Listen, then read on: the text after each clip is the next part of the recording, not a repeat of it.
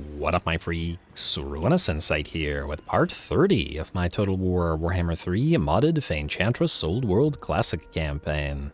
So as we saw last time, we have nearly completed the destruction of the Blessed Dread and the Accursed Troop alike. Mr. Chilfoy, the One-Punch Duke, did debut in his foot form and punched jerks to death, which was amazing. I still haven't decided whether I should put him on a hippogriff or not, but I will think about it. And we are good in terms of having saved Northern Bretonnia, and in fact, as soon as we move Bertrand out of here, we can give up Alençon and the other place to Mr. Lewin. So you, get out of there, go grab that mysterious island, and if there are other things on the coastline, it doesn't look like it, which means I think Bertrand is going to now probably travel to Albion. In that light, we can grab aggression.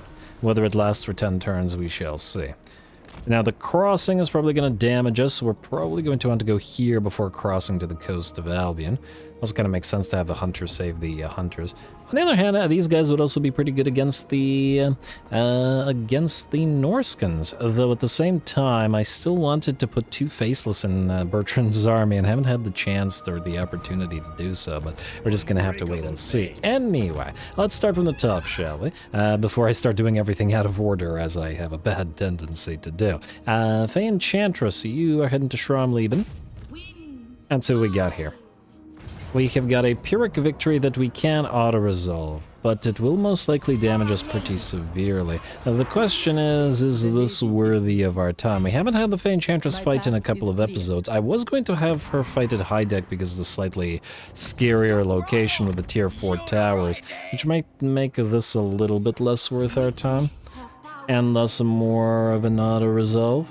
Again, we know that this army, that the enemy has little to no chance against it. The only thing that concerns me about this is that we might take so much damage here that we won't then be able to attack high deck in one go, but at the same time, we probably will take 2 turns to reach it anyway, judging by this.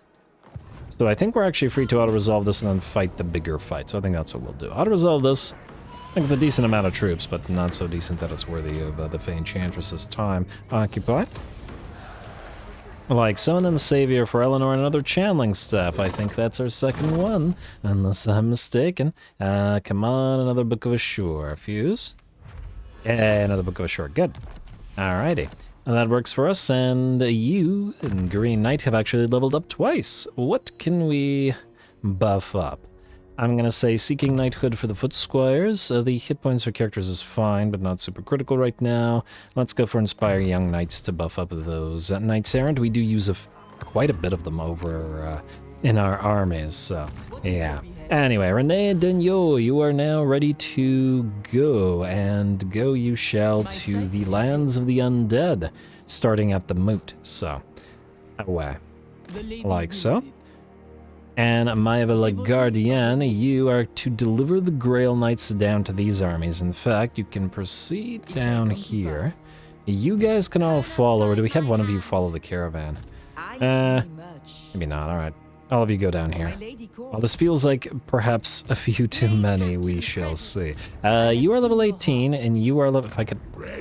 Do all the agents really have to be standing here? I can't even click on anybody. Oh, game, how dare you. What are you? You are level 11. You're the lowest level and thus the least likely to be used. On the other hand, you have Among the Trees, which is a pretty decent trait. Though we have plenty of them. Spellcaster. Alright, one of you go here. I don't really care that much which one. Alright, and you... Again, impossible to click on you. Thank you. Alright, you go down here. I just wanted to keep one of these guys nearby to the camp here because the Imperials are heading here. They will wipe that camp out soon, together with most likely the remnants of the man-eaters, and then we won't have the ability to access any more of the stuff there, which will be unfortunate. So, in that light, Luan, I would like you to go here, especially if we really wanted to give you some ogres. I'll think about it. Let's go here.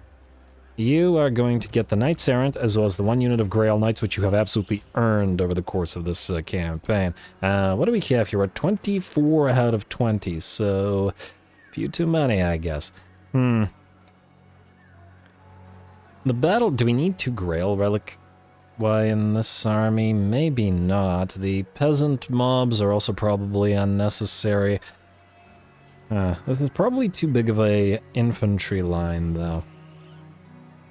Alright, let's get rid of the 2 peasant mobs, sad though it may be. That puts us to 22. 5 archers is pretty okay with the 4 knightly units. I guess we don't necessarily need the spearmen at arms with shields. We have the polearms for anti-large, and the battle pilgrims are shielded, so I think that's probably the better way to go about it. Like this. Alrighty. And these are all unarmored units, or, well, unarmored units, units that we never got the chance to build or rebuild with additional armor, so this army is, well, a little bit more fragile because of it. These 2 peasant mobs, again, with regards to the peasant mobs, non-armored ones are probably not of too much use, but nonetheless, we will keep the regular ones with the piles of ogres. Funnily enough, we could just fill up the ogre pile with a giant pile of peasant mobs, which actually we can't build here, unfortunately. But you know, when the ogres need a snack, they're right there. I see my path. So there is that option. Also, Jesper, you will probably lead some ogre units, so let's have you spread the word for now. Get a little bit of extra XP. Actually, you know what? No, change to channeling. You need the mana more. Alright, you guys are in good shape now. Franciscus the Savior. You, alright, so we're going to use you to take Ubrik, like so, and allow Franciscus to reinforce, which will allow him then to move to Tarosa, though, I don't like the fact that this says medium casualties. Oh, man. Because, oh, yeah, so Tarosa has good garrisons, got the Black Guards, got the Executioners, the Cold One Dread Knights, so we're actually going to have to fight this, whereas this... Maybe if we don't travel in March stance. Now it's close victory, but I'm still wary of how much damage it'll do. Okay, let's give it a minute. Maybe we can reinforce with more stuff. Philfoy, you might, if in March stance, be able to reach it. I was actually going to send you to pick this up, but I guess we can have Alberic do it. Alright, fine. Let's have you go right here, and I'm going to hope you're just close enough. If you're not, it will be sad, because then you will have missed out on this. And then you, Camille, you have just a bunch of extra troops. Let's have you go into Belmaz, shall we? While Alberic gets ready to head out here. In fact, Alberic, get out of this territory and then go into channeling stance, because we need to max you out. You land, and then sit in Belmaz, please. Like so. Alright. That worked out. And do you have... You do have, okay. Just wanted to double check. Alright, next up, Franciscus. Are you able to reinforce better now? Decisive victory, low casualties. No one will die. No one will die out of resolve. It's still way more damage than I wanted out of that. I'm not surprised, but I felt like the second army would reduce it against this guy. Hello! The Silver Lance of the Blessed. Attacks cause flammable effect, reducing fire resistance. This is exactly the thing that I originally wanted in one of our armies, and then, Alright. Can't believe we're getting items I haven't seen at this point. But late in the campaign for it. Anyway, you are now at about half HP. Can you still take Tarosa?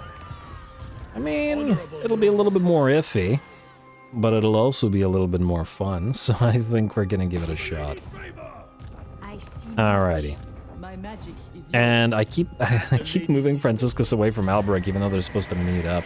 But what can you do? The rest of this is good as it is. We will overlevel you before we fight.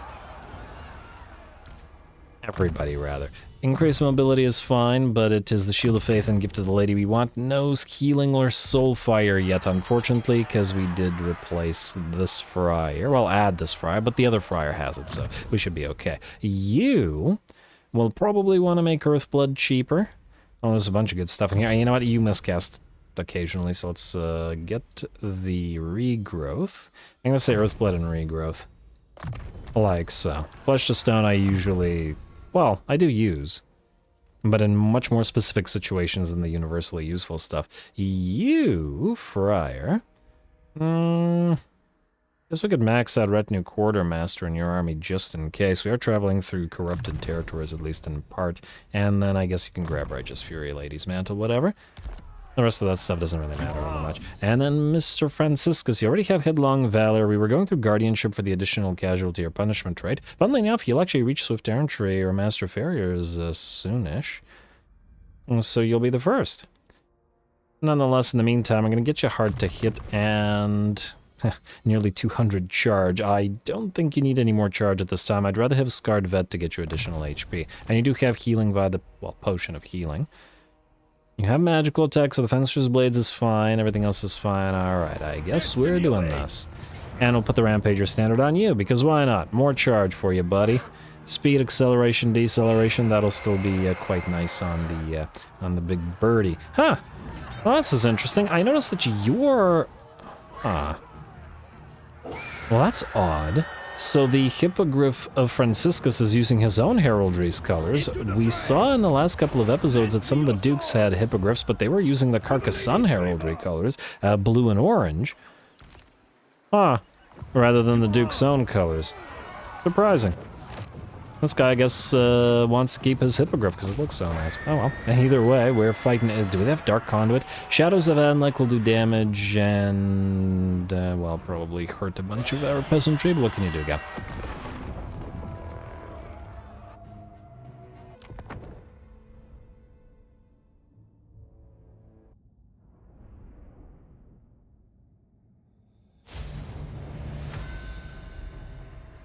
Soon we will feast as scribes begin the tale of our glorious victory!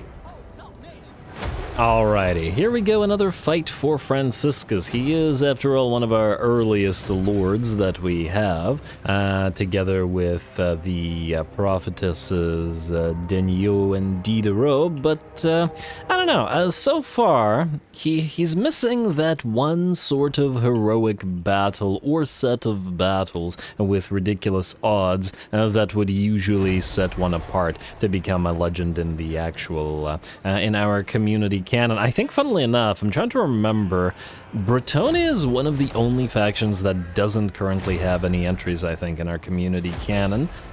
Might be the only one. It used to be Beastman was one of them, but they actually got some in the last Beastman run. And I think... oh, wait, Nurgle doesn't. Well, Nurgle does, but not... yes, well, obviously Nurgle does, because of Gulator Halfspawn, and... Well, actually, yeah, Nurgle has several, but they were never made during a Nurgle run. That's the thing. They were made out of a Chaos run. But that's kind of one of the nice things about playing the various Chaos factions, in that their community canon entries can be used in other Chaos factions. And in fact, Kukar the Blood Hunter has been in Khornate campaigns, Chaos Warrior campaigns, and Norska campaigns. So far. But anyway, I digress. We still are looking for that Bretonnian to add to the community canon, but so far, everybody's been impressive, but not that impressive in the sense that, well, obviously we can't add the dukes because they're already part of the actual canon, and out of our randomly generated lords, we need something. But anyway, I digress. The watching the bombardment is well and good, but we will have to get into the melee sooner rather than later. Our men-at-arms and Clash of Demon Head units of battle pilgrims are moving forward into the breaches, while the enemy continues to take shots from our artillery, and our knights are going to attempt to make their way up this ramp, where I see an unprotected unit of Dark Shards, which I'm willing to bet is going to have a pretty bad day. Ooh, here we go, a charge of Dark Riders down the hill. Obviously, Dark Riders are fragile, but taking advantage of the elevation probably allows them to push a few of the battle pilgrims down, and maybe even kill off a few as they've got sent flying. Who knows? Oh, that's a banner I haven't seen yet. Huh. And, oh, I know I haven't, well, actually, I was about to say, I know I haven't seen it yet, but it's, well, I guess we don't have that many Foot Squires, huh? I'm interested to see what other banners the other Foot Squires have. Either way, looks like the threatening units are starting to make their way down. The Dark Riders are about to be joined by Cold One Dread Knights. In fact, it's probably beneficial to us so that the bodies of the Dark Riders will probably block off a few of the Cold One Dread Knights, who are such a ridiculously threatening unit. While their armor piercing is perhaps a little bit wasted, I say a little bit because we're starting to get pretty mediumly to heavily armored on some of these units, so there is that to consider as well. Anyway, looking pretty good, but we've got the Black Guard of Nagaron now closing the distance as well, joining those spears to fight our other piles of units of battle pilgrims. We're going to need the great weapons of the foot squires to help out, and so the foot squires are moving on in while we hold the enemy back.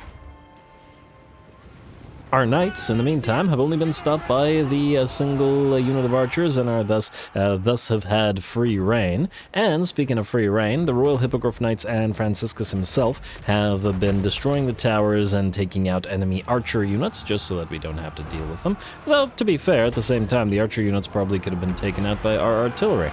But at the same time, our artillery are able to fire into the blobs of fighters here, with the Blessed Field Trebuchets obviously not damaging our own units, and thusly we have that advantage. Now, it looks like the enemy is wise to our cav, and the Tidal Lancers are going to ride directly into the Cold One Dread Knights. It's tier 3 versus a tier 5, and the Cold One Dread Knights have half the amount of models, and wow, 161 armor piercing damage. That's pretty insane. I feel like this is not going to go well for them. Now we have, and just as they arrive, the Murderous Prowess activates, bumping up their weapon strength to 210. Every single one of the Cold One Dread Knights now hitting as hard or harder than a unit of monstrous infantry, rapidly sees the Tidal Lancers lose about half of their HP and try to book it the heck out of there before getting torn apart. Franciscus will instead sacrifice himself as he moves to body block those Cold One Dread Knights. Of course, they do surround him, and with the insane armor-piercing damage, he's going to start taking plenty of hits as well. One of the Tidal Lancers got trapped. Gotta make it out of there. And our Lord rapidly loses about 40% of his HP. And the Cold One Dread Knights very much still fighting. We're going to need to help them out. Here come the Royal Hippogriff Knights to come to the aid of their lord, who has popped his healing potion, but is still losing more HP than the Cold One Dread Knights are losing. I love to see the heavy cav of the other factions do as well as ours. Makes me want to play other factions and use their cav. Anyway, there we go. The Cold One, the Dread Knights now meet the Royal Hippogriff Knights, plus our Lord, and at last start losing their HP. Plus Murderous Prowess or Mastery rather, has ended. And we will at last tear them to shreds, but damn well did they do well. Otherwise, we've got the Executioners still in the fight. Both units of Executioners holding both of the choke points here, and I'm sure hacking apart a fair few of our poor battle pilgrims and foot squires. We got two of the similar type of banner this time, on this side. But that's actually not a bad thing, either. Similar to me always wanting an army painter for this game, I really would like for the banners to be part of that as well. Imagine if you could customize your armies with the painting and their banners.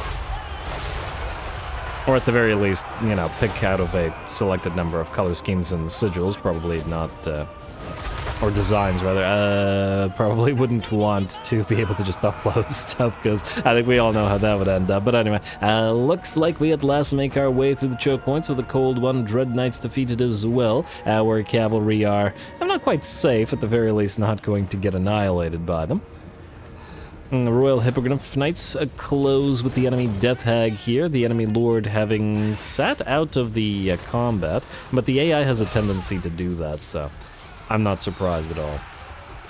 For some reason, it doesn't like committing its Lord characters or units, whatever, when they're defending settlement battles like this, and just keeps them back a lot of the time, which is really weird because they're oftentimes the strongest character or the strongest unit in the army, and they could really help with the defense of those choke points where the AI ends up losing like 90% of its units. But anyway, Death Hag looks like she's done for, or at the very least is routing, and while other units start making their way up the ramp, we'll take advantage of the elevation and, prevent them from doing so, blocking them off and charging them once more with our Knights of the Realm. Looks like a unit of Dark Shards is going to set up to fire into our ranks of Knights, but we'll send the Hippogriff Knights once again to clear them out. They've done so a fair few times at this point. There we go. And that is a horrifically bad matchup for the poor Dark Shards, who shatter and book it on out of there, and with them, by the looks of it, the rest of the army goes, as the battle is ours. Very nice. The battle at the choke point here lasted, what, maybe 7 minutes? It was a really heck of a long brawl. Here and here, you can see the piles of corpses from both sides, and of course against Executioners and Blackguard of Nagaron, that was always going to last a while. Now, we could have cleared out those choke points a little bit faster, or perhaps even considerably faster, by A, popping off spells, or B, using our Royal Hippogriff Knights there. I don't know why that was so difficult to say, instead of here, but I really enjoyed the duel with the Cold One Dread Knights and all that. Plus, it gave the infantry time to shine and do their own thing, rather than having to rely on the Knights to do all that work. Lovely fight. And the double banners, too.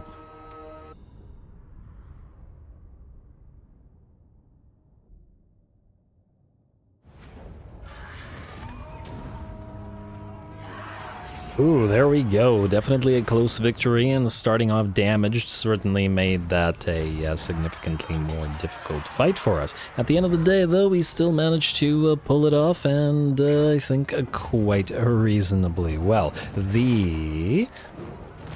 Let's see, 25k damage for the Royal Hippogriff Knights, and between 10 and 16k, or 11 and 16k for most of the units of the Knights of the Realm, with, by the looks of it, the title Lancers taking the prize, and not so much in damage dealt, which were just slightly beat by the Sons of the Hamster here, but in damage dealt as gold value. This was, at least in some ways, a showcase not for our units, but for the Cold One Dread Knights. One of the units absolutely tore the title Lancers to shreds, especially once the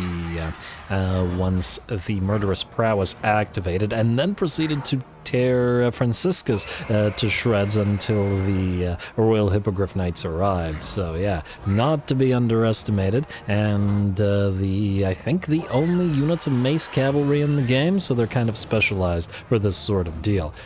Yeah. Maces for anti-armor and Cold Ones for anti-horse. So, yeah. A very, very nice work out of one of them against our elites, which is probably this one, considering the damage dealt as gold value. And the one with the higher kills was 16k damage, was fighting our piles of peasants for a while. Speaking of the piles of peasants, Men-at-Arms got 9.5k damage, and by the looks of it, significantly outdamaged all the others. Good for them. And I don't think the Trebs are... Oh, the Trebs are named in this army. It was the other army without them named. So for the Trebs, at 21k, it's the kitchen sink. Lovely. Occupy.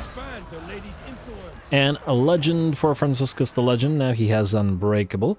20% weapon strength, eh? That's pretty solid. Luckstones, another Smuggler. Yeah, and Orchid Coast secured as well.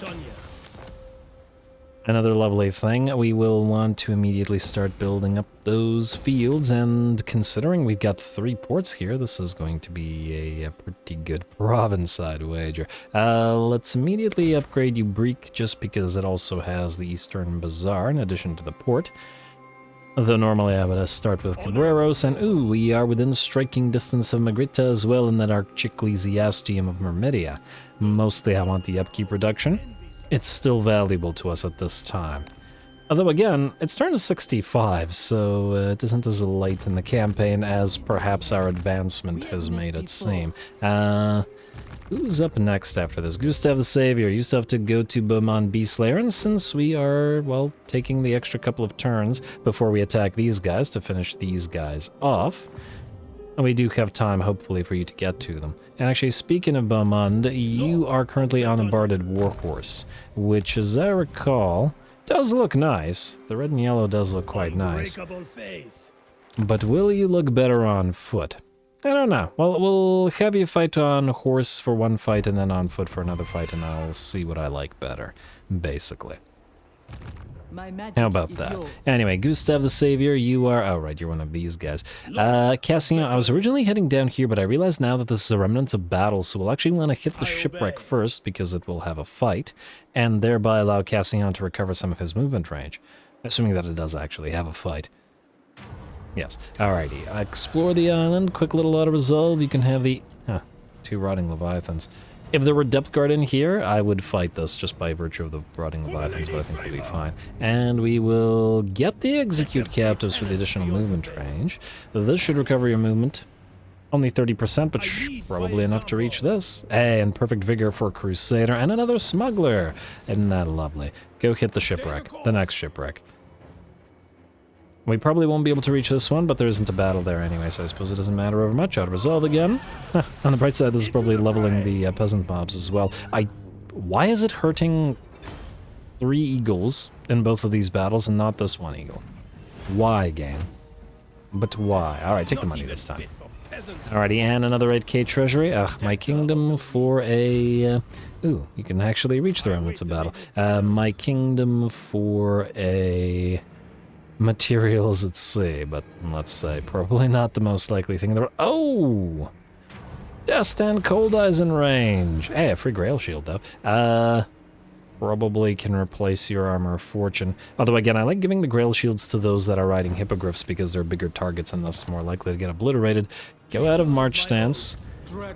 I think there's a very high likelihood that Dastan attacks us. He's got a very high level army. Okay, we gotta be prepared for this. Definitely gonna need the healer and the Light of the Lady, as well as... I'm gonna say go through Organize, gotta get to that retinue physician. You! We have Onslaught. I did want Potent, but not at the cost of Arcane Conduit. And considering this is probably gonna be dangerous, I'm actually going to get a second point in Chain Lightning, I think. Yeah. At least for now. And then, well, occasionally there are situations where Urnanon's Thunderbolt is useful, and, well, like a bolt of lightning out of the clear skies, our Pegasus Knights fall upon the enemy, and so should the occasional Urnanon's Thunderbolt. So, yeah, makes sense to me. You, sir. We will get the Dukedom's Bond for the Errantry, but otherwise... I feel like we want to rank up our, well, rank 7s. Oh, actually, if we forgo the Dukedom's Bond right now, we could go through... Okay, so you... Let me just see here. Glorfiniel's Progeny. Guardians of the Lady is Royal Pegasus, Royal Hippogriff, and Pegasus. Just want to see something. But here, Protectors of the Realm encompasses regular Pegasus Knights, but it's chivalric code for the other 2 flyers, which is kind of irritating. Frankly, none of them are rank 7 yet, so it's not that big of a deal, but still slightly irritating. Anyway, we got to go with the, I guess, Lowborn Militia for you, buddy. Buff up those peasant mobs slightly, and then grab the rank 7. Although, frankly, if it's only 1 unit, maybe we just go for the Dukedom's Bond. Heh. At least we got Rally out of it. And out of these, oh, I guess it's Dark Elf. Will we be able to finish this? How many territories do they have left? I really don't want to sack them. We have 1, 2, 3, so not the most likely. Although at this point in time, the errantries don't really matter over much. We have 237 turns from errantry begins and 156 turns of errantry ends. I somehow doubt this campaign is going to go on for another 156 turns, so I think we'll be just fine. Anyway, who's next? Gustav the Savior, I did check, yeah, but, well, did we put you here to reinforce? Yeah, but I wouldn't want Destin to attack you for this army to come in as a reinforcement, I think, so. If he attacks, presumably. I presume that he will, but there is no guarantee of it. Yeah. Anyway, Jolene, it's your time to kill Lokir, perhaps? If you can. This is actually going to be a heck of a fight, because Almeria, as I recall, actually has defenses. Yes, it does. Plus Lokir. And that'll be a decent fight for Jolene. Valiant defeat. We got Executioners, Blackguard, and once again Cold One Dread Knights plus Lokir himself, and he does have Lathakir now. Yeah, alright. Well, let's see what we've got. So you are going to go into Replenish Troops, Harmonic Convergence, the Curse of the Midnight Wind. Those are the main things. We will, I think, put the point in Roiling Skies. You guys have forgone whatever onslaught here in order to get more points into Enchanting Beauty and Soft Spot for the small folks. I think we'll still do that. And you don't, I mean, you could go all the way through Arcane Conduit, but I think we'll do the same thing. We'll grab Shield of Combat, we'll put a point in Hour of the Lady, and then we'll go for Aerial Shield. And then just try to get to these as fast as possible to buff these guys up further. Although they're looking pretty good already. Friars! Wait, we'll start with you because you're a lower level. Light of the Lady, you're gonna need it, and Healer. And you got 2 points remaining, so let's go Organized and... Retinue Valet. I just hope that Lokir doesn't kill all of you. Healer and Light of the Lady. Organized, Retinue Valet, and then lastly, you should have the same already. Light of the Lady, you actually maxed out Imprisoned, but I guess you're going into Retinue Valet now. Alright. Oh, not alright. You still need to fight. You have the Pigeon Plucker Pendant. I do believe we got another Feather Foe Torque. I don't know whether it's super needed in this army. We'll put it on you for now, and then maybe take it off you later. Slaneshi Giggle also. What do we have here? Dawnstone, can we... No? Nothing? Yeah, Luckstone. I like the Opal Amulets for the Friars and some of the Mages, especially the... Weapons Mages, apparently, so we'll keep that. Let's fuse the Luckstone into another Seed of Rebirth. Nice. Alrighty. And what do you got for points, by the way? You have 2 points available to you. You know what? I don't usually go for it, but I think we're going to go with Amber Spear here. 2 points in it. I fear that Lokir is going to be something of an issue, and I'd like to be able to dish out significant alpha to him on call. And, oh! He's also going to... Okay, so we gotta be careful about blobbing up too. We got all the different types of abilities from him as well. The Black Arc support. This is gonna be an interesting one. Yeah. Oh, and 2.6k defensive supplies? Wow. He's gonna be able to build a lot of towers too. Go.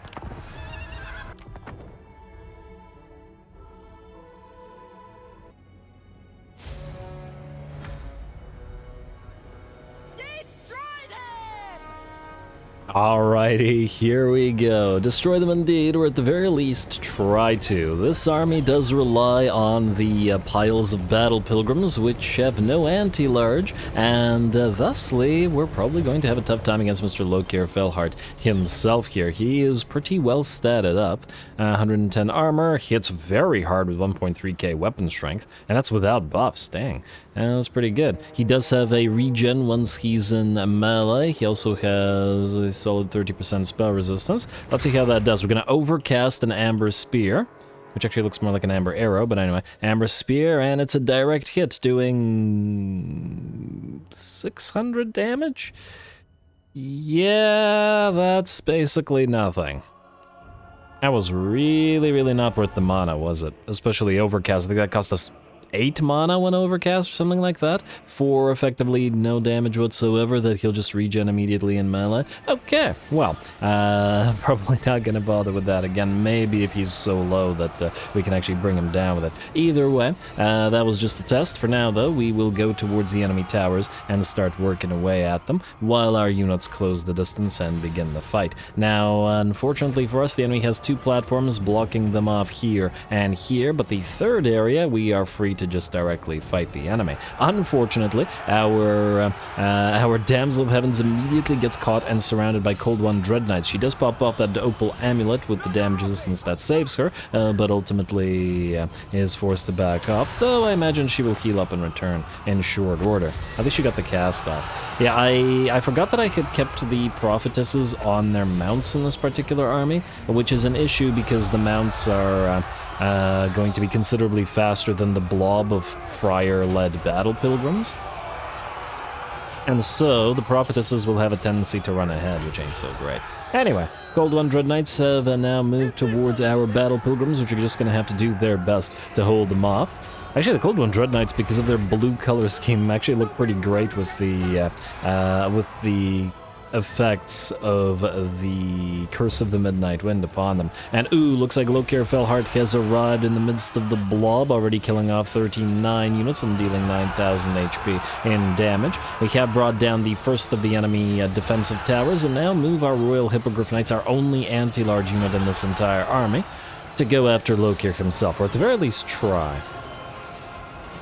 He's a lot tankier and a lot harder hitting than a Hellpit Abomination, and we've seen a Hellpit Abomination absolutely wreck face with regards to some of our Paladin units in the past.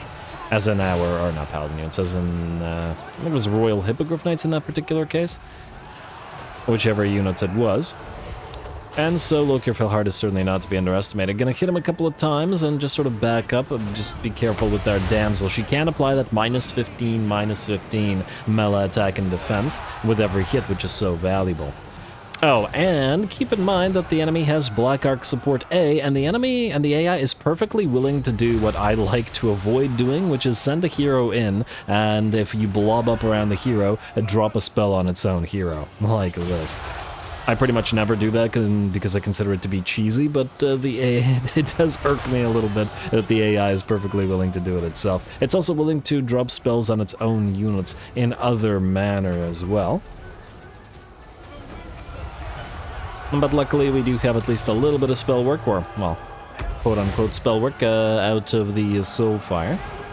We do have to be careful about it. Lokir is down to about 30% of his HP, but has done a massive amount of damage to this group of units. Everybody's down to like 20% HP, or at the very least the Battle Pilgrims are, while Lokir is still healing and has popped off Dreaded Duelist, which is giving him a solid buff there. Now, these guys are not having too much of a better time either. It's 3 units of Battle Pilgrims versus a unit of Blackguard, a unit of Executioners, and a unit of Cold One Dread Knights. All tier 4s and 5s facing off against these poor little tier 2s.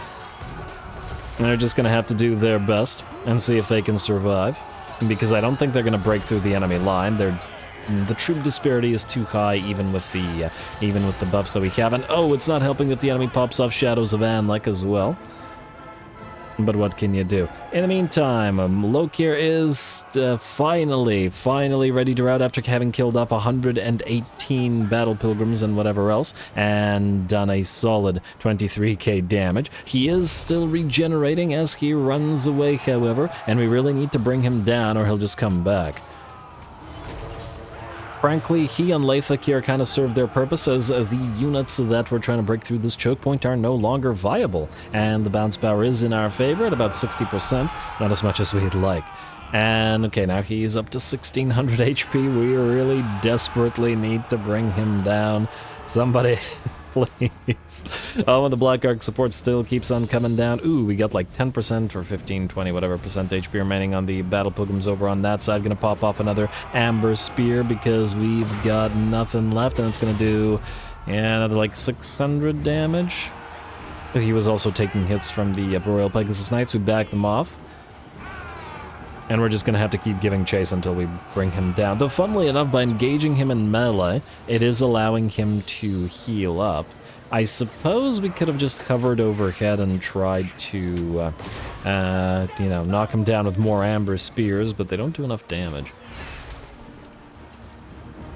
Come on, somebody. He's got 128 HP remaining. Last charges. There we go. At long last, a Lokir and Leithakir fall.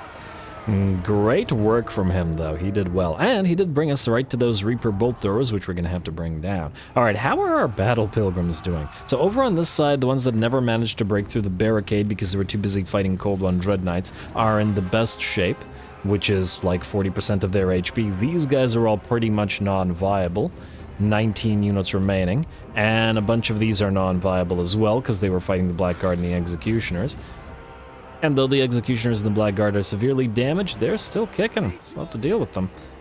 Alright, well, let's see if we can pull the rest of this off. Surround one other unit of Executioners here, and we do manage to bring them down. Once again, the blinded effect from the Damsel of the Heavens is really quite helpful. And again, this is why we have 3 Damsels of the Heavens in this particular army. I like to keep them with each individual blob of units. On the bright side, with all the melee forces distracted, our Royal Pegasus Knights are now free to annihilate those enemy Dark Shards that we're supporting. And funnily enough, it looks like, though, there was a unit of a Blackguard of Naggarad that were still pretty healthy, at about 80% of their HP, with only that one unit remaining. The enemy will no longer fight and will give up. Though I do bet that that unit could have still done some damage. And in fact, they're going to give one last charge in, or counter charge. And then they will break, shatter, and give the battle to us. Ooh, there we go. That definitely took some effort. But this is exactly what I like to see. Absolutely massive damage on every single one of our units of Battle Pilgrims. That Black Arc support combined with the Shadows of Anlek and Lokir. Definitely a solid counter to blobs of relatively fragile infantry like this. Luckily, the Battle Pilgrims are unbreakable, A, and B, we were able to withdraw every single one of them once they became non-viable for the fight, and thus not lose any units, which would be unfortunate. You know, losing veterancy and all that. Anyway, not a very nice fight, and we bid farewell to Lokir Felhart.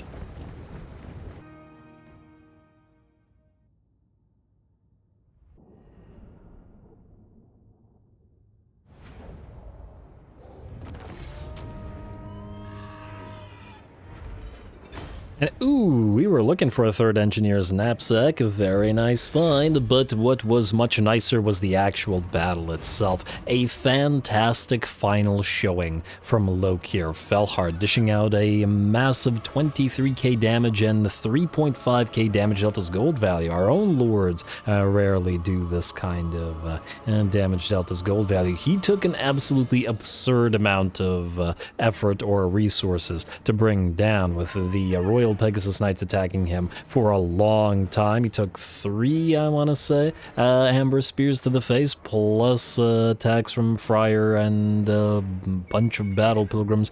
Lots and lots of effort. Eventually, somebody brought him down, but damn well did it take a while. In addition to that, of course, we had to face off against the enemy elites. 8.2k damage on the Blackguard of Nagarons, 19k damage on the Harganeth Executioners, which were tearing our Battle Pilgrims to shreds, and then the second one getting 81. Pretty darn solid. And then 10 and 11k on the 2 units of Cold One Dread Knights. Once again, if you're looking for a good fight, you gotta love the Dark Elf garrisons for it. Even in minor settlements, they can give you a heck of a show. I love it. As for our own units, I think, the Battle Pilgrims are named in the Fay Enchantress's army, not this one, so let's just say they did well. Lovely fighting. Occupy. And I don't believe we'll be seeing Mr. suffered high casualties in multiple battles. Devotee of the lady. That thing is actually a good reason to put a bunch of peasants in every army until you max out that trait. But anyway, you are not getting the engineer's knapsack. And I don't think you'll be viable to hit Magritta next turn, as it is similarly leveled up. Maybe I could have had you go to Almeria, but nah, you can go to Havea instead. I have seen your heart. Yeah, this would leave Rapans to move towards Almagora, so you besiege this, and they'll most likely sally out. We'll wait for the 2 Luminarchs for Rapans' army. You will then go to Havea. And decent likelihood these guys sally out. Yes. Alright, build the siege equipment just in case, but I mean, they have attempted to fight Rapans before, and I don't expect that to be any real different here. We have the Curse of Anra here maxed out. I would like another point in Pan's Impenetrable Pelt, because it's a good spell, and let's get magical reserves as well. Friar. Definitely need that healer in Light of the Lady, which we've been saving for, and then go for Retinue Valet. You can do the same. Healer, Retinue Valet, Light of the Lady, and I guess you had an extra point. Well, more Retinue Valet for you then. You. Henri, just to double check, yes, you do have the Hippogriff. Good. And I guess we're heading towards my vows, so let us get, I guess, Holy Light. I don't care for commanders. This is terrible. Like, this needs to be reworked. In no world would I ever sacrifice 30% weapon strength for leadership aura, which is already kind of a terrible trait. Now, if the game had reworked the leadership aura to, let's say, 50% of all leadership aura applies to all other auras that a character has, then this would be a very nice thing to have on certain builds, but in its current state, it's garbage. We will go for... can't get Bannerman yet. We will want to go through to Blinding Majesty, so we'll go for Quality Feet. And just to double check, do we have... we have the Mane of the Pure Breed. You have the Potion of Healing. I was actually thinking that this army might want a other Trickster Shard. I don't necessarily want to give these guys 2 other Trickster Shards, but let's give them 2 for now on the 2 Friars, and then I will maybe swap it out, depending. I'd like generally to have 1 in every army, Especially since it's a big attack, or it's a big range. I'm just gonna hope I try to remember that I have 2 in this one. Anyway, response. You will want to max out Worshippers of the Grail and Lowborn Militia, plus whatever else is good. Go figure. We don't need Banish the Scourge yet, but we will need it eventually. And you have the Knights of the Realm... Oh, I was gonna put another Damsel in here. But to do so... we may want to remove 2 of these Knights, because we're gonna put the Luminarchs in here. Maybe we'll get a second unit of Questing Knights, because Rapunzel does use a Greatsword herself, and thusly I want a... I feel like it might make sense. Yeah. Anyway, let us go for another point in Lowborn Militia, maybe? I think they needed more. The poor spears. Yeah, alright, you stay there. And, oh, you know what? Don't do this. This is gonna hurt the peasants more than it's going to help the knights. Which, you know, well, the knights would be perfectly happy with, and call it the peasants' duty, but, you know, that's not what we want here. Anyway, what were we doing? Somebody was going somewhere. Ah, yes, you had started to move to Havea, and then I did not put the paladin back in your army.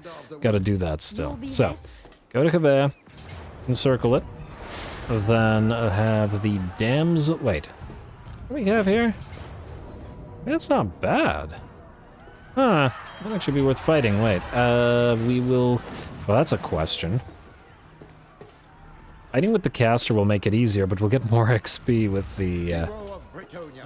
the paladin.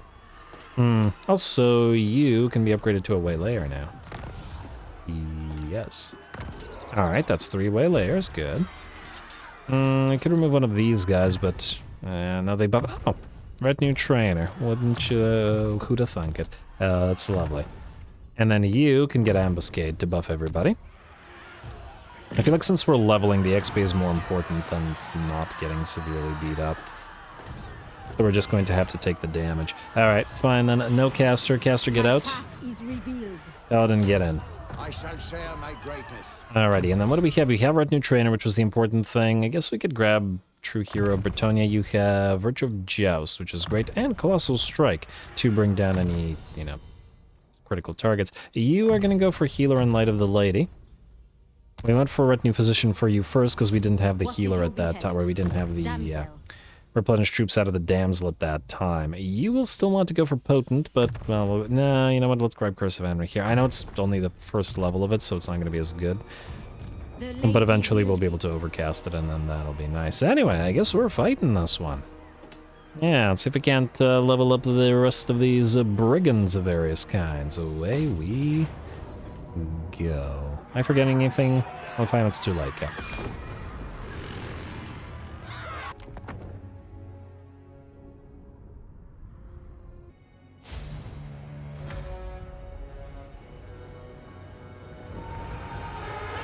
Alrighty, here we go. We have got 3 Brigand Waylayers in this army now, and, well, we've got plenty more units to level up, but at least we are starting to get there. Let's see how their polearms are able to handle this a little bit of work here. And it's nice that these guys are now able to fight some Dark Elves. The Slaneshi were a rather strong counter to the sort of instant Vanguard deployment in your face that this army has got going on, but the Dark Elves with their range units and other stuff are a little bit more susceptible to it. I also note that, look here, Felhart, where the... Yeah, I was looking at their color scheme, and it's also a sort of blue and orange, which when looking at their elven units and our elven units, they're very similar. Anyway, speaking of our elven units, we do deploy them on both flanks to protect the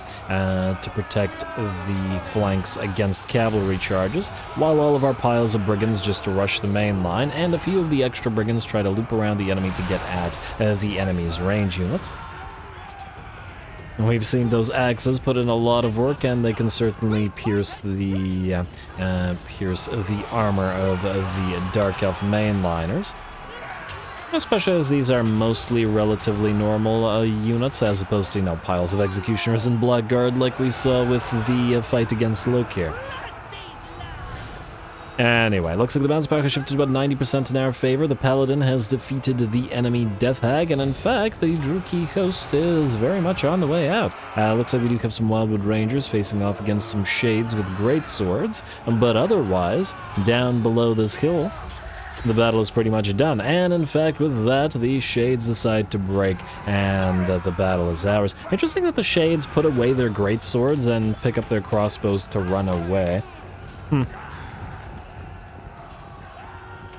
As in, they bother to all switch their weapons. It's just kind of interesting to see. But anyway, obviously the Wildwood Rangers were going to tear the Shades apart, though the Shades are very solid in melee. And in fact, in terms of pure stats, just out of curiosity here, at 5842, they actually have a higher melee attack and, well, lower melee defense, but they probably also have a lot less HP. Not a lot, actually. Would have been curious to see what this contest would have looked like with exactly full HP. And especially with Murderous Prowess or active, because the Shades with Great Weapons have 113 weapon strength thanks to their buffs, and that's without Murderous Prowess active. They actually hit considerably harder than the Wildwood Rangers do. That was pretty interesting, but Shades have always been kind of an obnoxiously overpowered unit. But anyway, another battle, another Dark Elf host defeated.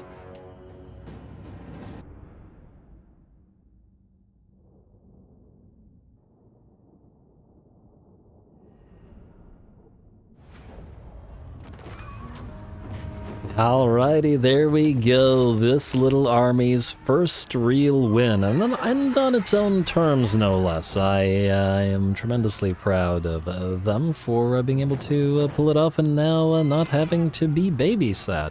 Plus a couple more units that we will get to upgrade. Looks like a while before we can get flayers out of the regular brigands, but, well, we'll get there eventually. Anyway, very nice job for Mr. Armistead here. 15k nearly on one of the brigands with axes, 22k on one of the Brigand Waylayers, 17 and 16k on the couple of the regular Wildwood Rangers, and while the Wildwood Wardens didn't do as much, they were busy dealing with the enemy Blackguard of Naggarond, who otherwise would have been a menace.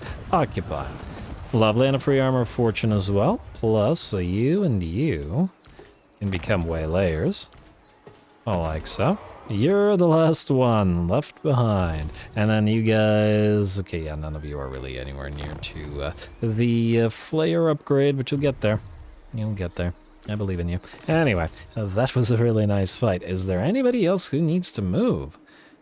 We still need to do some building, but wait, did I even do building last time? Or did I forget? Did I just end the turn without doing the building? Wait, how many more turns do we have left? No, we still have the 10... okay, I guess we're fine.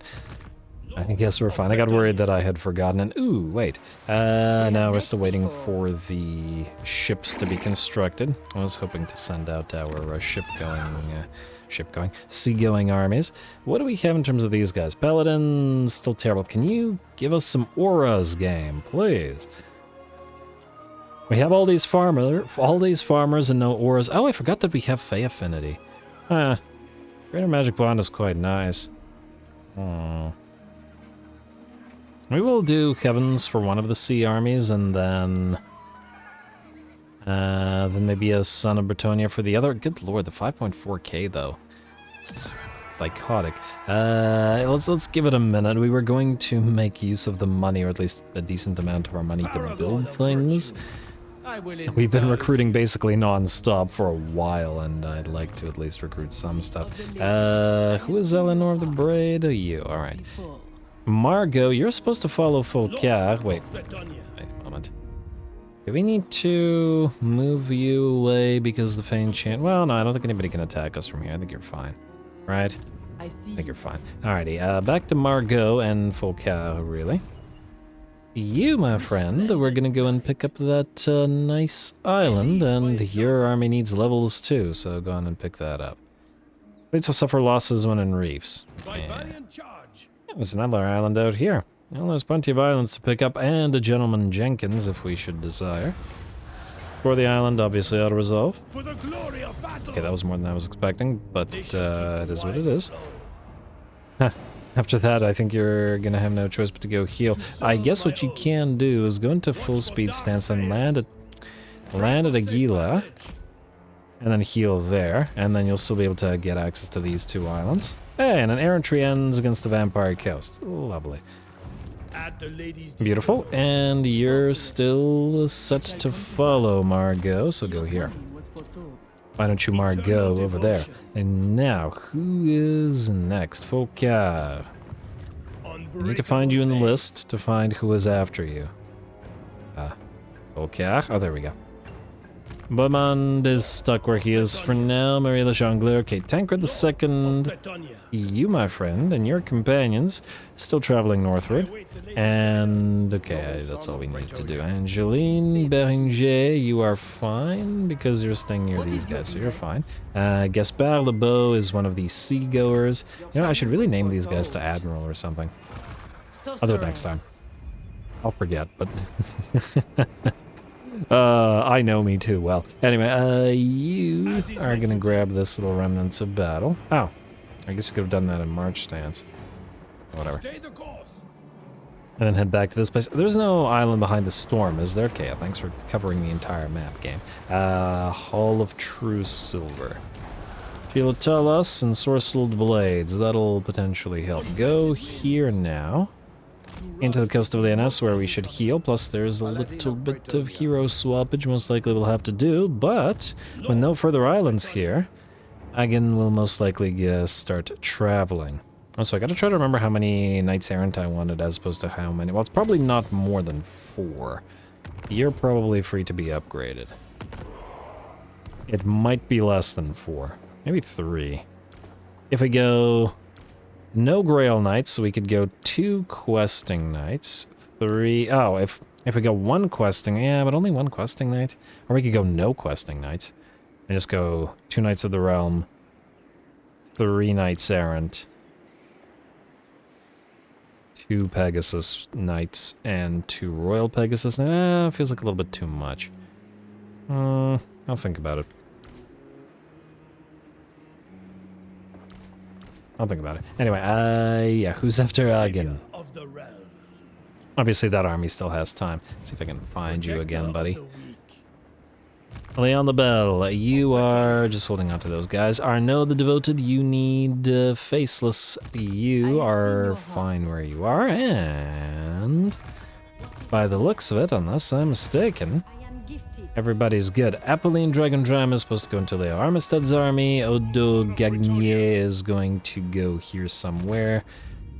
And you guys are all boost cravings, so you're waiting to find armies. Okay, good. Next up, we got a little bit of building to do, especially the free stuff. So, tavern. Okay, this isn't free, but we're going to build it nonetheless. I believe I was going to go for, let's see, what is this casualty punishment right now? It's melee defense. Gotta go with the melee defense. Yeah. Alright, Grave Aquila. We can upgrade Bruce, but it's not worth our time. We will, however, upgrade the Grail Chapel, because, again, we're running out of various kinds of capacities. You are still too expensive at Tier 5, though, and it's kind of not worth it. Coaching in is free. Price is right. And I believe this place will still want Grail Chapels, so, yeah, because we kind of want those everywhere. The Vaults. Yes to the free stuff. Yes to the inn/brothel, and then yes to the Grail Shrine, and then finish it up with a couple of Chapels of Errantry. Good. Oh, although we could get more capacities out of building more Brigand bases, but we will build them out here a little bit more, rather than in Bretonnia proper. Anyway, okay, well, we will upgrade the Eremo hideout here. Forget something? I did not. Or maybe I did, but not here. Castle Gisoro, I'd love to upgrade you, but not now. And Skaven Blight, yeah, no dice, Skaven Blight. Free coaching in, Castle Baston, and what else do we have available here? We already have the Grail Chapel. So we're free to build the Chapel of the Nobility. Are we missing something here? Maybe we are, maybe we aren't, but I am not going back to it, so that's life. Kiragram. We could build the Siege Workshop, but frankly, it's not all that useful anymore. Well, frankly, I'd rather have the, well, farm, obviously. We'll build there. Grail Chapel, go farm, and then go for whatever. Actually, you know what? We'll build a farm there. You can build one of these. Lovely. Cantabria Road. Yes to the Tier 4 upgrade. It's much more worthwhile than Tier 5. I mean, tier 5 is obviously worthwhile, it's just that we can't do it right now.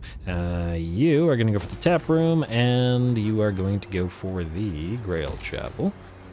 Gotta get those capacities. You are going to be upgraded to Grail Chapel into... Again, one of these. Yes. Alrighty, River Grismarie. Yes to the tier 5, or 4 rather, at the Castle Songas, and max out that Grand Landed Estate, please. River of Echoes. I'd love to upgrade Campagrutta, but I think we'll have to wait because we can't afford it. Let's upgrade Castellanez, because we can. And I believe I said we were going Industry here, so, well, that's still happening. You... alright, I haven't decided whether we wanted a farm here or maybe a Chapel of the Lady. Frankly, there isn't a lot of adjacency here because it's just 2 provinces, since there's no further contiguity in our empire here. And therefore, there isn't any real need. I'm almost tempted to go for defensive structures in case Norskins come on down or something, but I don't know. Best defense is a good offense, and frankly, may not be needed. We could do the Brigand bases if we really wanted to. Yeah, maybe we'll go for the Brigand bases here. Actually, wait. If we have the smithies here and there's industry stuff... well, yeah, we can have the Brigand base in the main settlement then, and then here it might be worthwhile to build a training field instead. And just to have access to stuff. Next up, we got the gem mine, we got another farm, we got another one of these farms, and more, well, upgrades, go figure. Now farm, and we will upgrade you, and then we will give you... Where are you, by the way? Oh, yes, you can use a Chapel of the Lady, good. Alright, there is... Oh, wow, okay, there's a fair bit of this left. You know what? I think I will finish off the rest of that between the episodes, me clicking stuff that is already... that is free, and we don't have to think about it as probably not particularly interesting, plus there's a few heroes most likely that we have to move, so I'll do that between the episodes and we'll be ready to end the turn at the start of the next episode, just to save on a little bit of time. So, stay tuned for more, as I call it here. Next time, we sail to Albion with our knightly army here. We probably send Cassian, assuming he doesn't die to Dastan, to deal with either the orcs or the, well, chaos here. We start moving towards the undead most likely, and towards the orcs in the south as well. Plus, we are getting ready to fight the Pirates of Sartosa. Just need to sort of finish up here with the 3 settlements remaining. Decent likelihood we can make it happen next episode, so stay tuned for that. Don't forget to leave those likes and comments below, as they will determine how long this campaign continues to run for. All glory to the algorithm. I am out of breath, and thanks for watching.